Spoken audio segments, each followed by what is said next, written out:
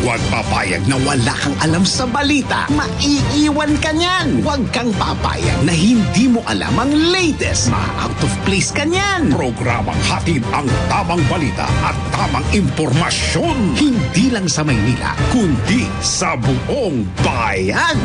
Ronda Pilipinas. Pinakabago at pinaka-updated na mga pangyayari ihahatid live. Ronda Pilipinas. Kasama ang gigising sa inaantok mong dugo, si Dennis Antenor Jr. Ronda Pilipinas. Makinig sa buong Pilipinas sa DWIZ Manila hanggang saan mang sulong nationwide sa lahat ng DWIZ local stations sa buong bayan. Watch din ng live sa Aliw 23 at sa Facebook at YouTube ng DWIZ Ronda Pilipinas.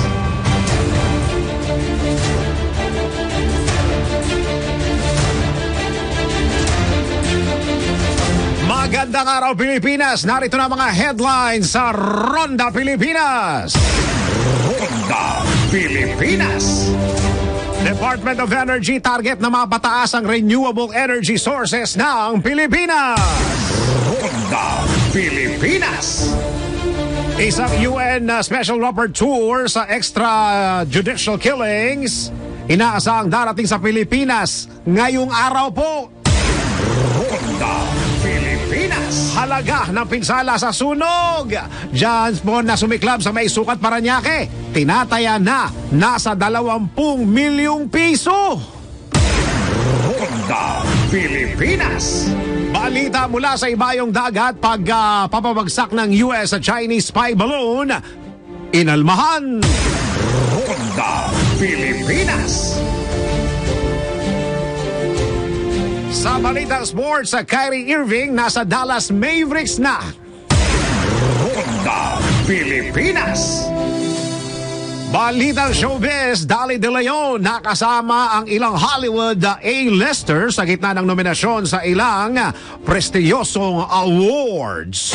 Si Dennis Antenor Jr. Ronda Pilipinas. Magandang araw Luzon, magandang araw Visayas, magandang araw Mindanao. Ito po ang Ronda Pilipinas. Ako po ang inyong magiging tagapagbalita. Ako po si Dennis Antenor Jr. Ronda Pilipinas. Narito ang detalye ng mga balita. Target ng Department of Energy na umabot na sa 35% ang gamit na renewable energy source ng bansa pagdating sa 2030. Ayon kay Energy Undersecretary Rowena Guevara, sa ngayon ay nasa 22.8% pa lamang ang renewable energy source na nagagamit ng Pilipinas na kailangan anyang pataasin. Hit pa ni Guevara, kayang patakbuhin ng wind resources ng bansa ang buong Luzon.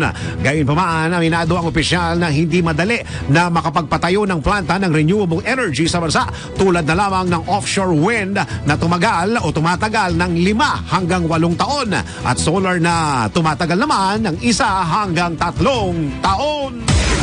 Ronda Pilipinas. Nakatakdang bumisita sa bansa ang isang forensic expert at UN Special Rapper Tour sa issue ng extrajudicial summary o arbitrary executions. Ang inaasahang pagbisita sa bansa simula ngayong araw na ito hanggang February 9 ni Dr. Morris Tidball Binz ay basa na rin sa imbitasyon ni Justice Secretary Jesus Crispin Remulla. Ayon kay Remulla, kay Secretary, nais niyang matulungan ni Tidball Binz ang bansa sa usapin ng extrajudicial killings at enforced disappearances. Nilinaw ni Remulla na si Tidball Binz ay bibisita sa bansa bilang specialist sa forensic pathology at hindi bilang special rapporteur on EJK. Ronda Pilipinas. Tinaya ng Bureau of Fire Protection sa umigit na, o tinataya ng Bureau of Fire Protection sa umigit na kumulang na 2 milyong piso. 20 million pesos ang halaga ng pinsala sa sunog. Diyan po sumiklab ito sa isang commercial property sa Sukat, Parañaque. Nagumpisa ang sunog bandang alas 11:23 kagabi po ito. Umabot ito sa Task Force Bravo kung saan 19 na fire trucks ang kinailangan.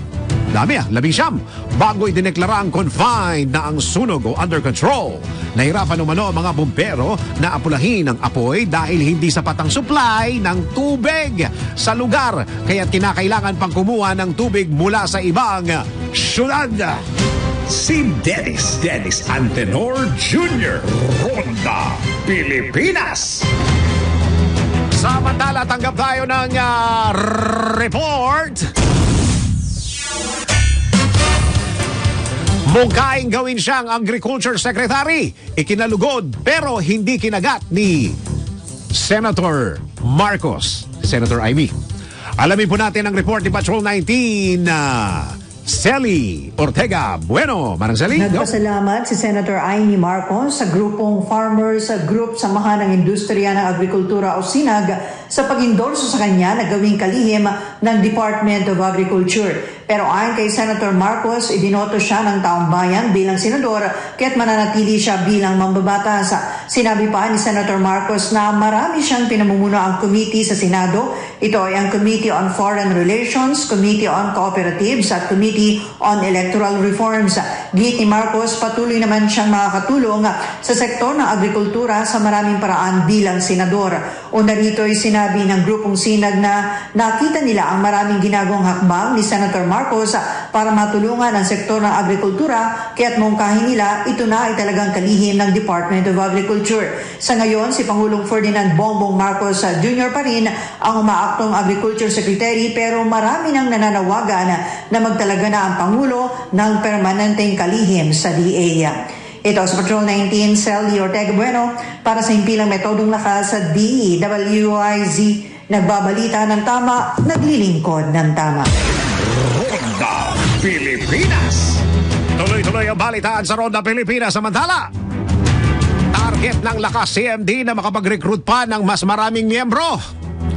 Ayon ito kay House Speaker Martin Romualdez matapos manatiling Pangulo ng Lakas CMD, gayon din si Vice President Sara Duterte bilang chairperson ng partido. Sa pulong ng Executive Committee at National Advisory Council ng partido, tiniyak ni Romualdez ang mas malakas pang suporta ng Lakas CMD sa Administrasyong Marcos, partikular sa Agenda for Prosperity at Socio-Economic Roadmap nito.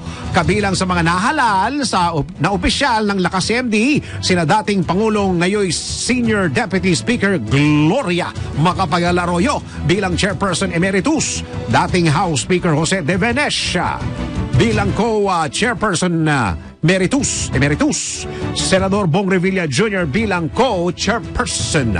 Bukod pa ito kina Capiz Governor Freddy Neil Castro bilang Vice Chairperson, House Majority Leader Manix Dalipe bilang Executive Vice President, Agusan del Norte Representative Jose Aquino II bilang Secretary General at Quezon Representative David Suarez bilang Treasurer. Ronda, Pilipinas. Aminado si DSWD Secretary Rex Gatchalian na marami pang kailangan gawin sa ilalim ng ahensya kaya't hiniling niya ang suporta ng bawat isa. Sa panayam ng DWIZ, sinabi ni Gatchalian na kabilang sa kanyang unang naging hakbang bilang kalihim ng DSWD ay alamin ang sitwasyon ng mga operating units ng ahensya upang mabatid ang mga kinakailangang mga gawin. Sinabi pa ng kalihim na sa susunod na linggo ay kanya namang tututukan ng mga attached agencies ng DSWD. Nagpapatuloy niya ang kanyang masusing pag-aaral at pakikinig sa mga kawani ng ahensya para sa mga inaasang ikakasang hakbang. So yan ang first order of business, listen. Ako, John David, nung mayor ako, lagi sinasabi, hindi ko alam lahat ng tamang sagot sa lahat ng tanong. Yeah. Walang taong may monopolyo sa tamang sagot. Correct. Pero pag ikaw ay makikinig, maraming magagaling sa loob ng DSWD na pwede kang gabayan. So ako, listening tour muna tayo. Kaya tinan mo ko, hindi lang niya matatapos sa isang araw, kundi masusing pag-aaral at masusing pakikinig ang ginagawa natin. Yan po ang tinig ni DSWD Secretary Rex Gatchalian sa panayam ng DWIZ. Ronda Pilipinas. Gusto ko yung ginawa ni Mayor dyan sa NLEX. Wala na masyadong traffic diyan eh. Ay, Mayor. Samantala, iginit ni Congressman Joey Salceda ang pagkakaroon ng Permanenteng Director General ng PEZA o yung Philippine Economic Zone Authority. Ayon kay Salceda, Chair ng House Committee on Ways and Means ay para matutukan daw ang paghimo sa malaking kumpanya na mag-invest sa bansa at makapagbigay ito ng mga nararapat na incentives. Binigyan din ni Salceda na kailangan maging agresibo ng Pilipinas at foreign direct investment at protektahan ang gross international reserves, gayon din ang banta ng currency-related shocks. Si Dennis Antenor Jr. Ronda Pilipinas. Samantala, tanggap tayo ng report. Ilang barangay officials sa lungsod ng Maynila minomonitor na sila ng NPD dahil sa koneksyon sa illegal na droga. Alamin po natin ang report ni Patrol 5 Aya Yupanco. Kuya Aya, go! Inamin ni Manila Police District Director Police Brigadier General Andre Dizon na may binomonitor silang opisyal ng barangay na posibleng sangkot sa kalakaran ng illegal na droga sa lungsod ng Maynila. Sinabi ni Dizon na bagamat ilan lamang ay meron silang tinututukan sa ngayon ng mga barangay opisyal na umano'y sabit sa illegal na droga. Hindi naman nagdetalye pa ang general hinggil sa mga naturang barangay officials, pero tiniyak nito na patuloy ang ginagawang pagmamanman ng Manila Police District sa mga ito.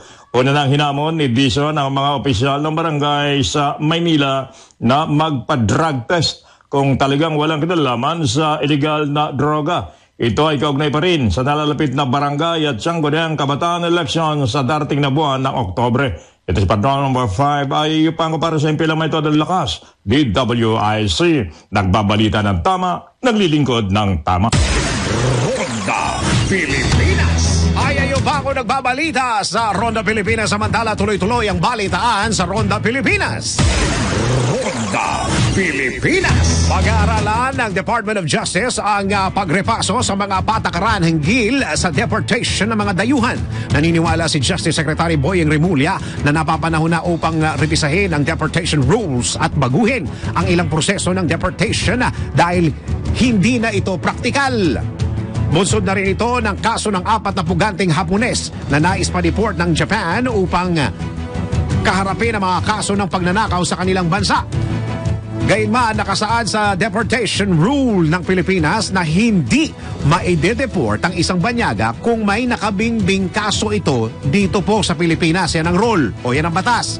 Kumbinsido naman ang kalihim na inaabuso ng ilang abogado ang naturang rule at gumawa ng imbentong kaso upang hindi ma-deport ang kanilang mga dayuhang kliyente.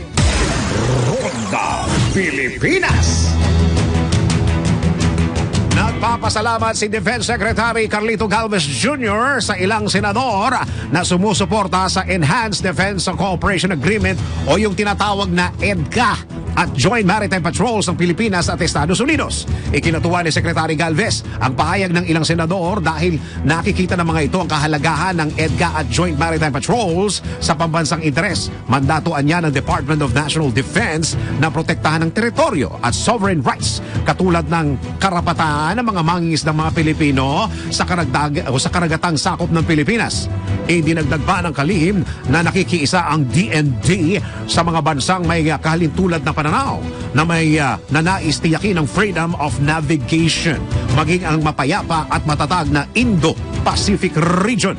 Una nang nagpahayag ng suporta sina Senators Francis Tolentino kasama si Senator Chis Escudero at Sherwin Gatchalian sa paglalagay ng 4 na karagdagang EDCA sites sa gitna ng maritime dispute ng Pilipinas at China. Ronda Pilipinas. Samantala, sinasamantala na ng mga mamimili at negosyante ang pagbagsak ng presyo ng kamatis sa Pilipinas. Bagsak presyo na. Ito ay matapos bumulusok pa sa 15 piso hanggang 60 piso ang kada kilo ng kamatis, dahilan para dumagsa ang supply nito sa merkado.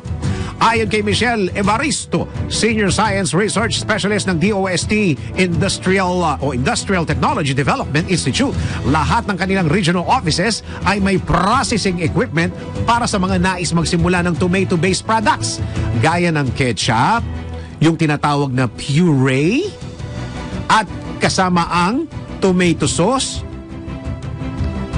at saka candy. May candy pala ang kamatis. Sa kabila naman ng pagdami ng supply ng kamatis, nilinaw ng Bureau of Plant Industry na walang oversupply dito dahil tanging mga reject o pangit na klase lamang ang mga naitatapon. May mga nare-reject, puro pangit lang. Sa ngayon, isang donation drive na ang inilunsad sa Central Luzon na layong matulungan ng mga kamatis farmer.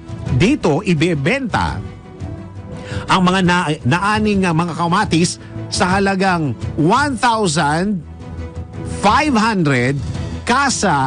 kada 100 kilo.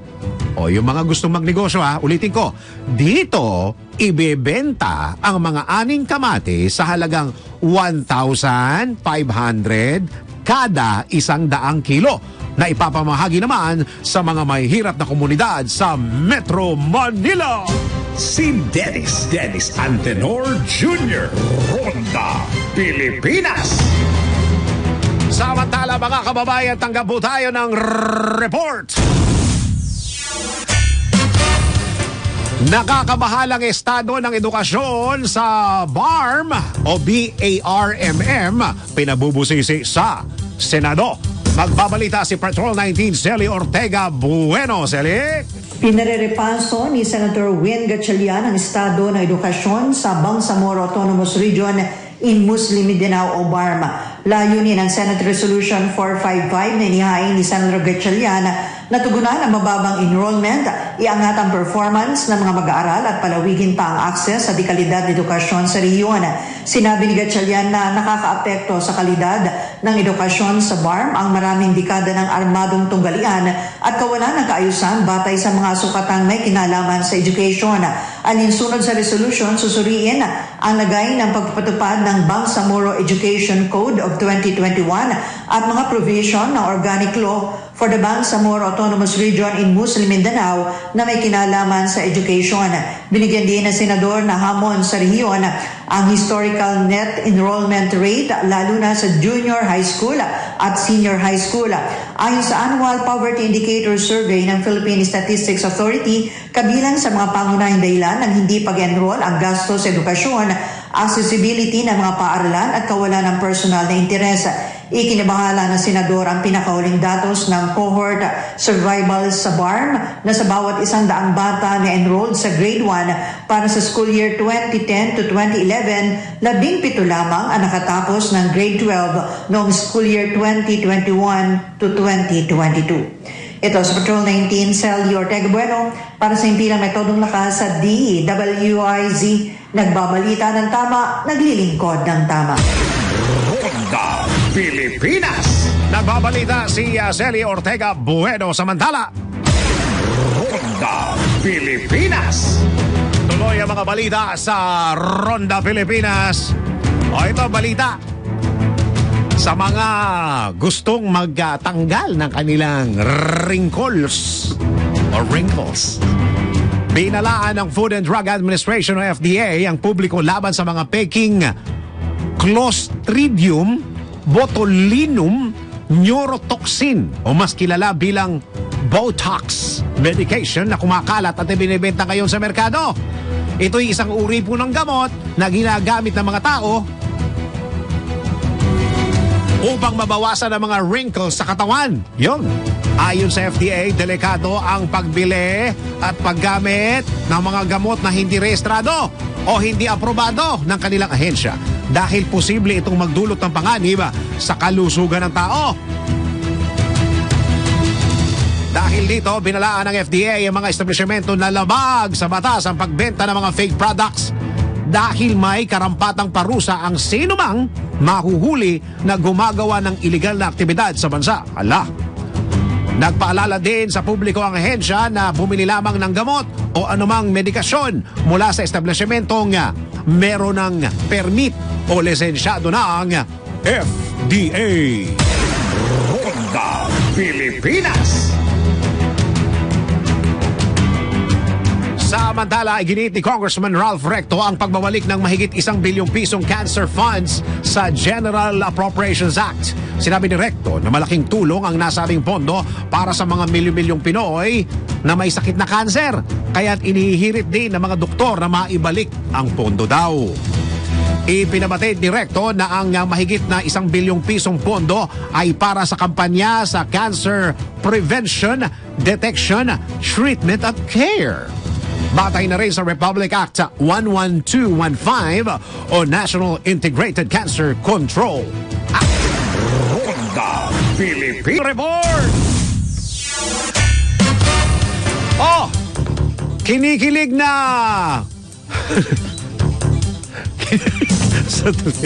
Parang alam ko to kasi. Kinikilig na pagkapkap ng airport security screener sa K-pop member. Pinaiimbestigahan na ng OTS. Halaka. Magbabalita si Patrol 45, Raul Esperas. Raul, go! Naiimbestigahan na ng Office for Transport Security ang airport screener, gayon din ang iba pang miyembro na naka-duty na nagkapkap at naririnig na kinikilig pa habang kinakapkapan ang K-pop member na mga ENHYPEN o itong ENHYPEN na K-pop group. Ang ENHYPEN ay dumaan sa airport security screener katulad ng ibang pasahero, subalit na videohan ito na kinikilig pa at mali ang kanyang procedure ng pagkapkap. Sang-ayon kay OTS Administrator Yusek Mau Aplaska, ang insidente ay kanilang pinaimbestigahan na at pinapatawag ang buong naka-duty airport screener at pinaalalahanan na dapat ay proper ang procedure ng pagkapkap, maging ito man ay sino man, maging anya ang iba pang mga dignitaries o mga VIP ay sumasailalim sa airport screening at meron tong tamang procedure. Paalala rin ni Yusek Mau Aplaska na maging profesional at galangin ang privacy ng sino mang pasahero at bawal ang pagbibideo, lalong-lalo na kung ito ay walang pahintulot ng pasahero na kanilang kinukuhanan ng pagbibideo. Raul Esperas. Raul! 45. Yes. Oo, paano kinilig? sorry. Kitang-kita eh. Kitang-kita yung pagkilig eh. Parang nanginginig-ginig pa eh. Parang naiihi? Diba? Oo, sabi ko nga kila Juday, kila Mara, dito sa mga staff natin, konti lang naman ang lamang sa atin, di ba? Oo. Ito pala yung picture. Siyempre, ito. Ayan, sa video natin, makikita mo, naka-ano pa siya, oh. Oo nga eh. Di ba? Oo. So, nakangiti si ate? medyo mali ang procedure na yan, ha? Oo. Nakangiti si ate? Oo, kinikilig pa. Oo. So, ngayon, ang Office for Transport Security ay nagsasigawa ng investigasyon sa nasabing insidente.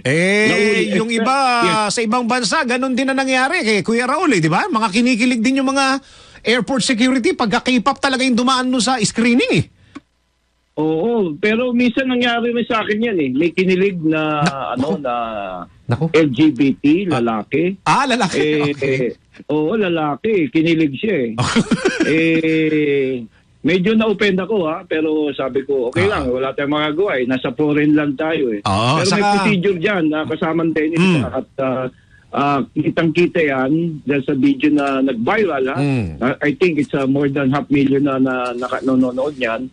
At sa panig ng Office for Transport Security, kanilang pinatawag yung mga airport screener na naka-duty, hindi lang yung nagkap-kap.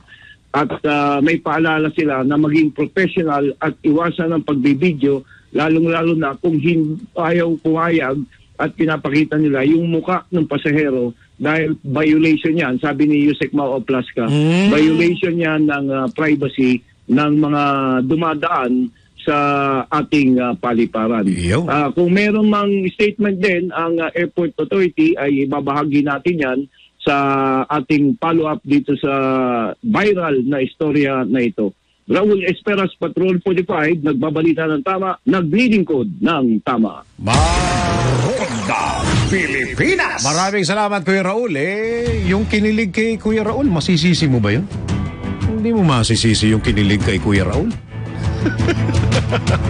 Maraming salamat. Nagbabalita si Raul Espera. Samantala, tuloy-tuloy ang ating balitaan sa Ronda Pilipinas. Ronda Pilipinas.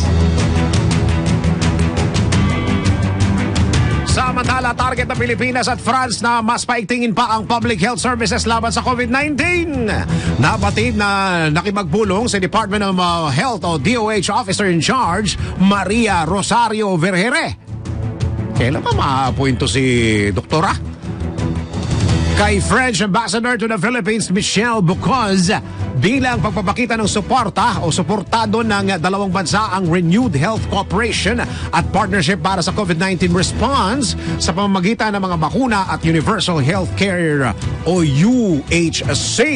Tinalakay din ng dalawang opisyal ang pagpapalakas ng delivery ng primary care services at pagtugon sa mga sakit gaya ng human immunodeficiency virus o yung tinatawag na HIV. Kasama din po ang tuberculosis, dengue at malaria. Ayon kay Vergere, sabi ko sana ayon kay Sekretary, hindi pa na-appoint appoint mo na to, Mr. President. Magaling naman to aling ito Patuloy silang nakikipag-ugnayan sa France sa tulong ng One Health approach at improved collaboration upang maisakatuparan ng target at hangarin ng pamahalaan na puksain ang nakakahawang sakit para sa kabuuang kalusugan ng Pilipinas. Ronda Pilipinas. Oras po natin sa buong Pilipinas. 29 na minuto makaraan ng alas 10. Magbabalik po ako. Tuloy-tuloy po ang balitaan sa Ronda Pilipinas. Ronda Pilipinas. Si Dennis Antenor Jr. Ronda Pilipinas. Tuloy-tuloy ang balitaan sa Ronda Pilipinas. Samantala, umakyat na sa mahigit 21 million pesos na halaga ang pinsalang dulot ng magnitude 6.1 na lindol sa infrastruktura sa Davao de Oro. Ayon sa National Disaster Risk Reduction and Management Council o NDRRMC, 543 kabahayan at mahigit 200 istruktura ang nasira o bahagyang napinsala ng pagyanig. Gayunpaman, walang mga kalsada o tulay ang lubhang nagtamo ng pinsala maging sa mga linya ng komunikasyon, kuryente at wala rin naitalang water interruptions. Kabuang 340 katao naman o 83 pamilya ang naapektuhan ng kalamidad. Ronda Pilipinas. Samantala, makakaugnay po ng balita na yan, makakausap po natin sa linya ng telepono ang Information Officer 3 OCD NDRRMC, si Mr. Diego Agustin Mariano. Sir Diego, magandang araw po. Ako, magandang umaga po. Magandang umaga din po sa ating mga tagapakinig po. Opo, Dennis Antenor Jr. po, DWIZ. Sir Diego, tanong ko lang, ilan pa ho yung mga aftershocks na nararanasan ng mga kababayan po natin sa Davao de Oro, Sir Diego? Opo, sa ngayon po, as of this morning, meron na pong naitalang mahigit 1,131 aftershock po, Wow. Pero sa 1,000 pong yan, nasa 3 lang po ang naramdaman po, So, di naman po lahat ng aftershock is nararamdaman. At saka yung 3 yon ay hindi bastante, parang it's not enough para magbigay ng grabing pinsala, lalong-lalo na sa mga infrastructure, sa mga lugar na apektado. Tama, sir, no? Opo, ang pinakamalakas po na magnitude ng aftershock na naramdaman is nasa magnitude 3.6 lamang po. Sir, ang sabi ko dito sa balita, kung kayo'y nakikinig kanina bago ko kayo makakausap, ang sabi dito, parang walang masyadong pinsala na natamo sa linya ng komunikasyon, kuryente, pati mga istruktura. Confirm ho ba ito na napag-aralan na po ba ito ng mga ahensya ng gobyerno na walang na-check na ho lahat, ibig sabihin, sir, ano? Opo, sa ngayon po, wala nga po tayong report ng major interruption na dito sa ating mga linya ng kuryente, tubig at komunikasyon, Pero po mga minor interruption, mga panandaliang naputol or Pero ito po yung mga na-restore na po. Na-restore na. Oo. Opo. Paano ho yung mga bahay ng mga kababayan natin? Meron ho bang nag-inspect ng mga bahay ng mga kababayan natin doon, Sir Diego? Para yung kanilang pakiramdam na ligtas yung kanilang mga bahay para bumalik sila doon, Sir Diego? Opo, no, para doon po sa ating mga kababayan na ang bahay ay meron po visually may mga crack na kitang-kita po, no? Maaari sila lumapit sa engineering office ng kanilang mga LGUs para tingnan itong kailang kabayan kung safe pa po bang tirahan o tuluyan pa po. Oo. So, ibig sabihin, Sir Diego, ito po'y ongoing. Dire-diretso pa. So, ongoing pa rin po itong assessment natin inspection dito po sa area para sa ating mga infrastruktura at sa ating mga kabahayan na apektuhan nito digital po. Oo. At kasi itong balita ako dito, hindi ganun karami yung apektado na bahay. So, ibig sabihin, hindi pa final arrest. Maaring pwede pa tayo makakita ng mga building doon o kaya mga bahay doon na apektado. Sir Diego, ibig sabihin? Assisted po, no? Pumapasok pa rin po ang mga report.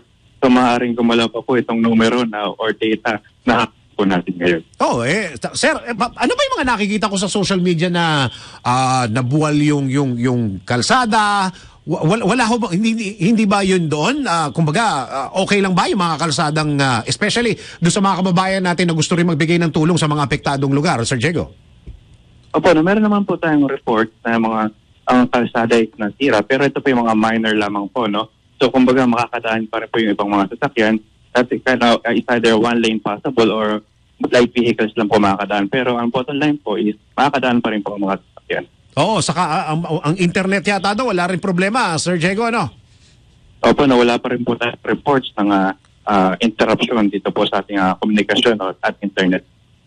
Okay. Sir, pwede bang malaman? Ewan ko kung, hindi ko kayo pwede siguro tanongin dito. Feebox lang ang pwedeng tanongin dito. Bakit hindi ganun karami yung epekto doon sa mga lugar na ganun? Dahil malawak yung lugar, Sir Diego?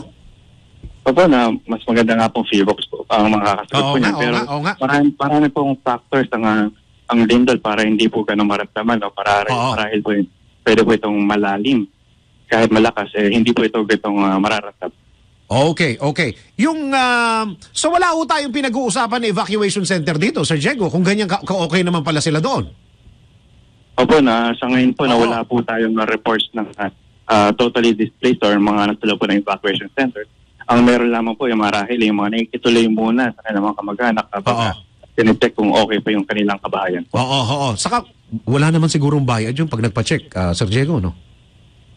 Wala naman po siguro dahil LGUs naman po ang titingin po dito at hindi naman po private contractors naman po. Okay. Paano po yung pagtulong sa mga kababayan natin na may crack na ho yung bahay? Paano ho ang coordination ninyo na sa pagsuporta sa mga kababayan natin na may ganitong problema, Sir Diego? Sa ngayon po, wala po tayong wala po akong hawak na klarong data or proseso para po sa pagtulong dito po sa mga may mga crack sa bahay po, no? Pero sa ngayon po, meron na pong iabot na worth 360,000 para dito sa ating mga naapektuhan nitong lindol po. Magkano? 360,000? Opo, total po, no? So, kumbaga, konti lang po ang naapektuhan nitong lindol. Kaya hindi pa po ganun kalaki ang itong naiabot na tulong ng ating LGUs or gobyerno dito po sa mga naapektuhan po. Tapos regarding dun sa study ninyo na apektado, yung 360,000 ay medyo kulang, syempre.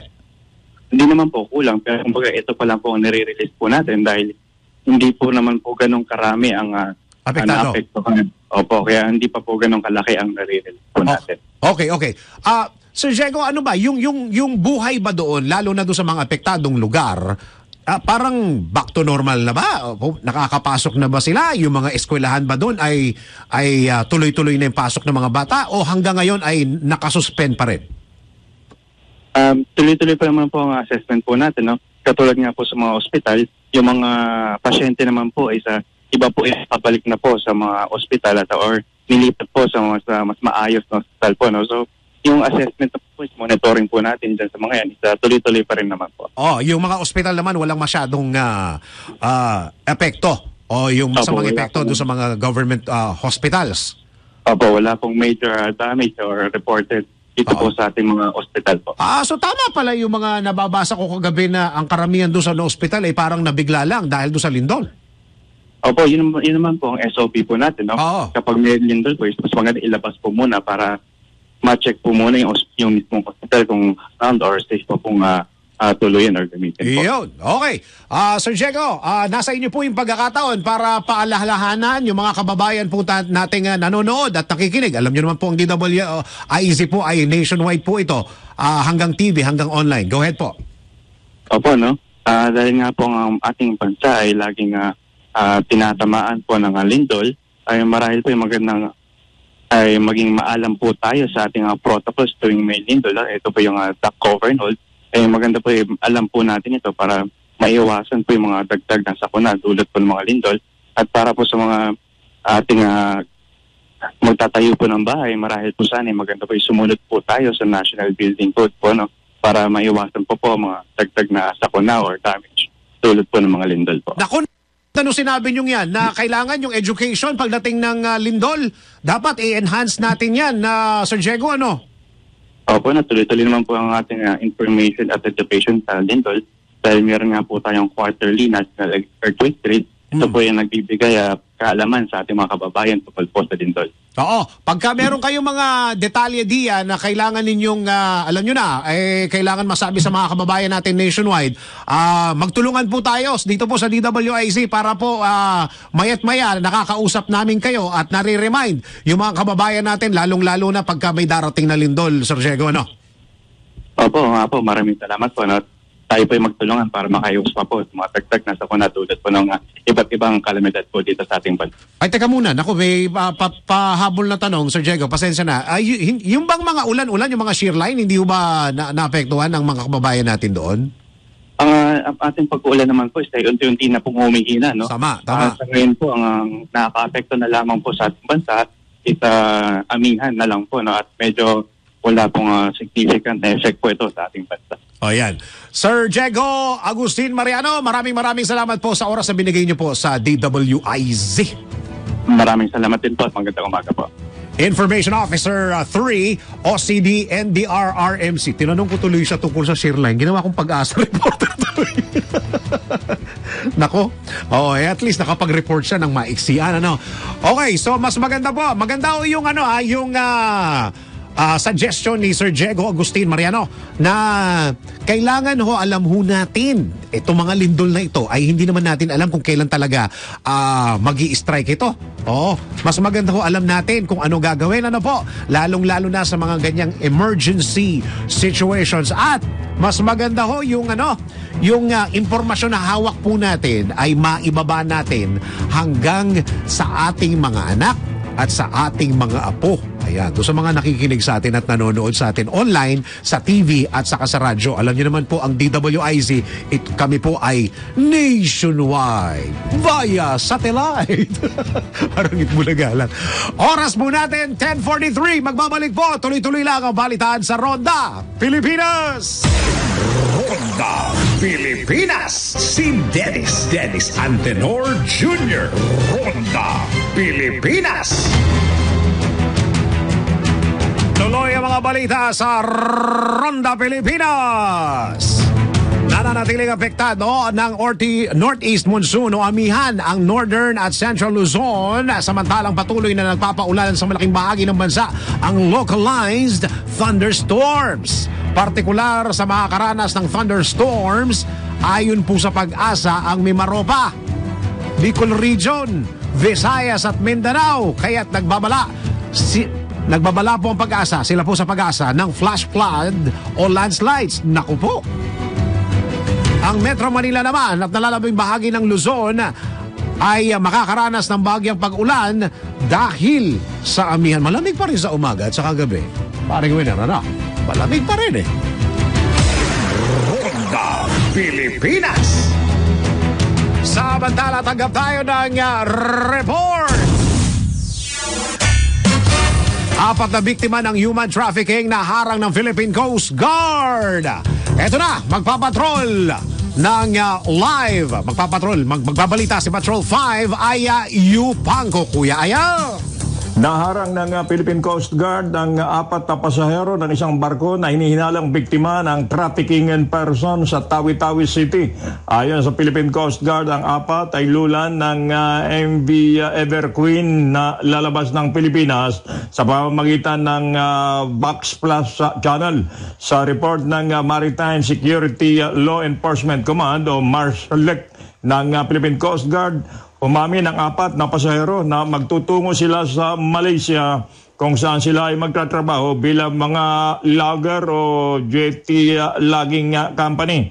Ang 4 na hindi pinangalanan ng Philippine Coast Guard ay nasa kustodiya na ngayon ng Bonggao Municipal Interagency Committee Against Trafficking o MIACAT, kung saan sila isasalang sa investigasyon.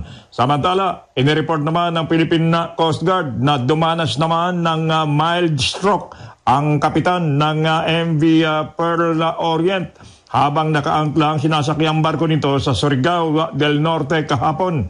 Ang naturang barko ay galing sa Davao City at nakatakdang maglayag patungong Batangas City. Kinilala ang 59 years old na ship captain na si Virgilio Palado ng Bulacan na agad na isinailalim sa emergency medical assistance sa kaisunugod ng mga tauhan ng Philippine Coast Guard sa pinakamalapit na ospital. Kasi Patrol number 5 ay upang ko para sa implemento ng lakas. DWIC, nagbabalita ng tama, naglilingkod ng tama. Ronda Pilipinas.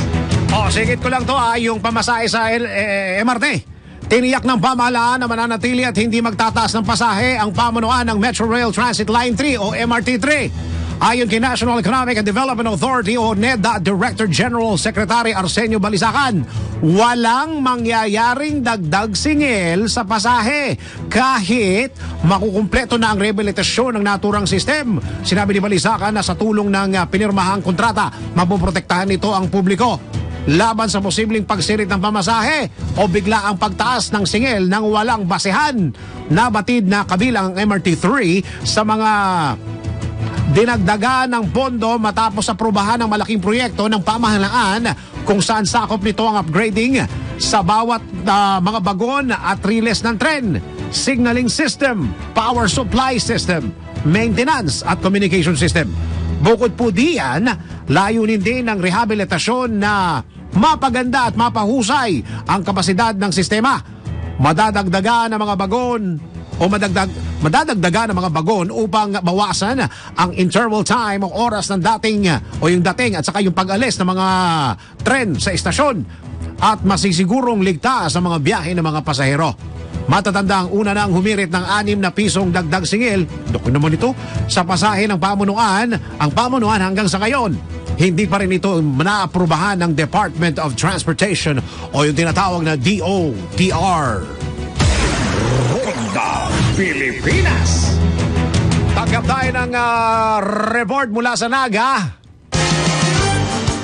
Naga City, nasa red alert status dahil sa ASF. Magbabalita si Melvin Machado. Melvin, go! Nasa red alert status ngayon ang lungsod ng Naga dahil sa pagpositibo sa African Swine Fever ng mga alagang baboy sa bayan ng Kamaligan at Calabanga, Camarines Sur na mga katabing munisipyo ng lungsod.